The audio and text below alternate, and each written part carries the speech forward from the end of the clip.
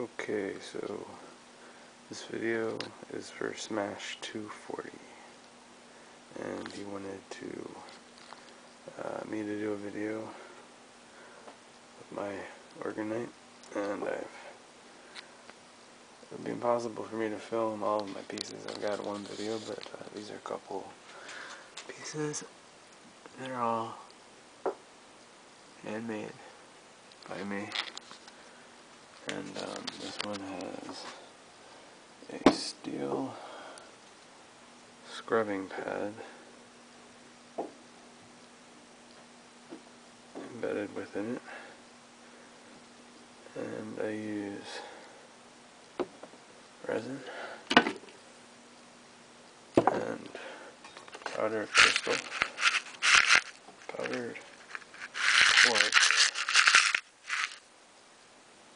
which I can usually find for free around my house. And this is a specimen that I believe was dug out of the ground when we built our house. And there was some soil moved around, and there's this quartzite form of quartz. As you can see, there's lots of miniature little pockets or crystals inside of it, but it works just as good as this, which is clear quartz crystal. And what I generally do is break this up with wrap it in a cloth and hammer it into small pieces, and you can keep a few big chunks in there as well. But generally it's good to, I believe, get a good ratio of crystal particles to metal inside of your resin mixture. And you pour those together in the mold, and this is what it looks like when it's catalyzed. This is the catalyst that you mix with the resin. There are other ways you can do this, of course. You could use beeswax if you are particularly chemically sensitive. It's always good to wear a mask and gloves when working with this kind of thing. Anyway, so you're supposed to mix that at 1% ratio to resin, but in the times like here, it's particularly cold in the winter, I generally mix a lot more. So, and then here's some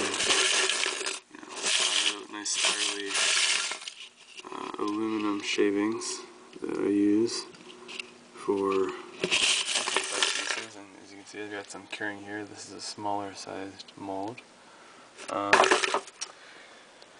And what I've been doing lately is using pyrite, which is really nice because, you know, some people don't like to use aluminum in their Orgonite. I personally don't have an issue with it, but this stone, pyrite, aka fool's gold, is actually mostly iron and sulfur. Is mineral structure, mostly iron, which is the most abundant metallic mineral in the human body, of course, so it makes an excellent addition to Orgonite. And if you had a good supply of this, you could theoretically make Orgonite and find crystals, again, in your yard probably. Get some of this and you could have some Orgonite if you find resin. And again, you can use beeswax, and people have tried various things, but I like the hardness of the resin. This is another homemade Chembuster organ generator I made, which has an admixture of calcite. As you can see, there's little flecks of rock that's calcite, copper coated BBs, aluminum shavings, quartz crystal, lots of quartzite powder and chunks, and probably a few extra minerals were thrown in there for good measure. Black tourmaline is a good thing to add. I've been reading just now about how it generates negative ions when pressure is applied to it, and of course, most people who've looked into it know that negative ions are generally considered good for your health. That's why cold showers are invigorating. So, this one has a stainless steel scrubbing pad in it as well, and I've got some other pieces, but they're upstairs right now, that I've used that in. And you can also buy copper scrubbing pads at your local chain grocer, I would imagine. And here's another piece I've got curing. Just some, this one is all pyrite, quartz, a bunch of copper coils, and some brass. So no aluminum in this one. Oh, and some BBs.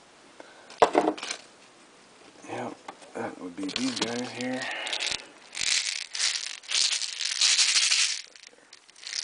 But they are really nice, and actually I've made some pretty great small handheld pieces with just these and a little chunk of quartz crystal and some resin. Here's some sage I like to burn when I'm making Orgonite. It helps absorb the fumes a little bit as well. But it's always good to wear a mask and gloves, of course. And some more quartzite I found right around my house. Free healing crystals. They're really cool to look at as well.